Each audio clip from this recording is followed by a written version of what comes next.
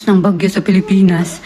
Lumipat naman dito sa Hong Kong. Signal number 1 pero mamayang hapon daw is signal number 3. Pero dito sa Hong Kong okay lang kahit malakas yung bagyo kasi walang landslide, hindi gaano yung, alam mo yung baha at saka hindi na brown out dito. Hindi kagaya sa Pinas na kunting ulan lang brown out na lahat buong barangay or buong sityo ba. Ano kung gaano kagaling si Mante. Siya lang mag-isang nagsasagot.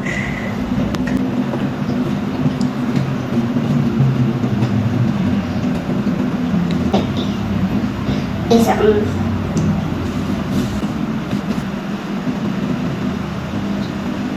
ikaw samsa.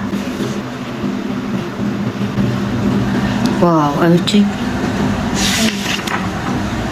Ay, puro perfect. Sasampay ako, alaga ko. Yan. Habang nagsasampay nga ako, sisigaw-sigaw si Tingting na I want you, Cheche, I want you, Cheche, sabi niya. So, kinuha ko na lang siya and pinaupo ko dito para habang nagbabasa ng libro niya is nagsasampay naman ako para matapos ko na din tong sampayin ko kasi mamaya is aalis din kami, pupunta kami sa English class niya. May English class kasi siya ngayon. Si Charlotte naman is alas 6 pa lang ng umaga, hinatid ko na siya and then pagbalik ko, yun nga gumising si Manting and then yung pinagatasan ko and then ginawa niya lahat ng homework niya sa math, sa Chinese homework and then yung English homework and then yung homework niya dun sa school nila. O diba ang daming homework. But anyway, tapos na ako nagsampay and tignan niyo siya kung anong ginagawa niya. Hoy, Manting, you change your clothes now. And we go in English class. Go. I have brushed our teeth for English class, we go. Mom. Umalis na nga, iniwan naman niya tong mga libro na dun sa stock room. Mga kapsayos, pinapalitan ko na yung damit niya para ready kami mamaya. Medyo maaga pa. So, pakainin ko muna sa ito. Hindi ako muna hungry daw. I'm hungry. Wait. I help you. Ice cream for you. What do you say? Thank you, Jaja. Good boy. You go there first. I will call you later if you go, okay? Kaya? I'm different because Mommy will angry me. Huh? Not mommy angry. Mommy sleeps. Mommy still sleeping. Go there. No. Oh, you eat up. Takot sa mama niya. Come here. Yes. Huh? No. Why? Right there. Mommy will not angry. Good? Okay, yeah.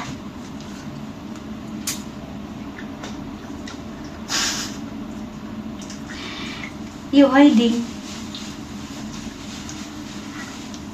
May 10 minutes pa nga kami bago kami bababa. So, kinuha ko tong mga labahin ko kahapon. Natuyo na. And then, ayan, tutupihin natin. And then, kapag hindi ko matapos is, babalikan ko na lang mamaya. Hatid ko lang si Manting. And then, tataas ulit ako. Isang oras pa naman yung English class ni Manting. So, hatid ko lang siya. And then, babalik ako. So, marami pa ako magagawa sa isang oras na yun. And then, saka ako balikan siya.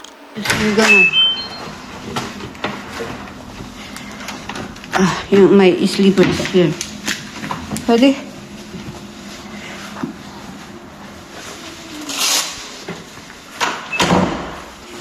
Wet me. Yes, I'm waiting you.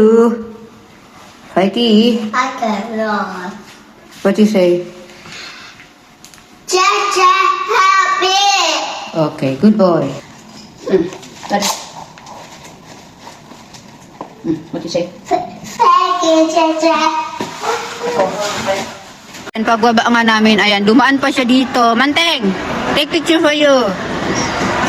1, 2, 3. 1, 2, 3. Yes. Ayan.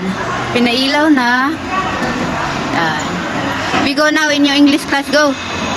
Ito na nga siya. Binigyan ko na din ng jacket kasi malamig. Lalagyan ng alcohol. Uy. Bye-bye. See you later. Bumaba nga ako at kukunin ko si Manteng. Gumising nga si Amo. And then sabi niya is wala daw pasok yung alaga ko kasi may bagyo. So ayan, kunin ko lang siya.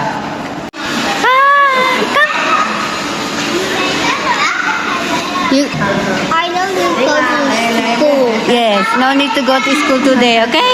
Yes. Okay, give me a bag. Okay, go. Mommy is already wake up, go.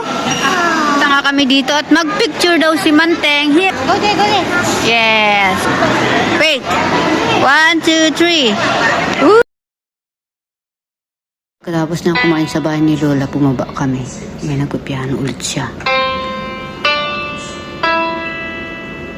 Dok nga si Charlotte and sumama si Teng Teng. Teng Teng no class because tignan typhoon siga number 3. Kami dito, dumaan nga kami dito sa 360 at bumili ako ng gatas ko. What? Yes. Inumin pag ano ba? Wala nang kape. Ubus kasi yung kape ko eh. Bukas And pa. Pagdating namin, nagmerienda sila and then si Teng Teng yung homework niya, nag-homework ulit and then si Charlotte naman naantay yung online class niya kasi may online class siya. Tapos na din yung uniform ni Charlotte saka si Teng Teng, so sinampay ko. Yung uniform ni Teng Teng is kahapon pa yan, sinabay ko. At ayun, nagluto si Amo ng pagkain namin kasi hindi na kami pupunta doon sa bahay ni Lola. May online class kasi si Charlotte kaya sabi ni Amo is magluto na lang siya ng pagkain namin. At ayan, pasta nga yung pinaluto ng mga bata. Kung ano yung request ng mga bata, yun yung lulutuin ni Amo. At pati ako, kasali din sa pagkain na niluto ni Amo.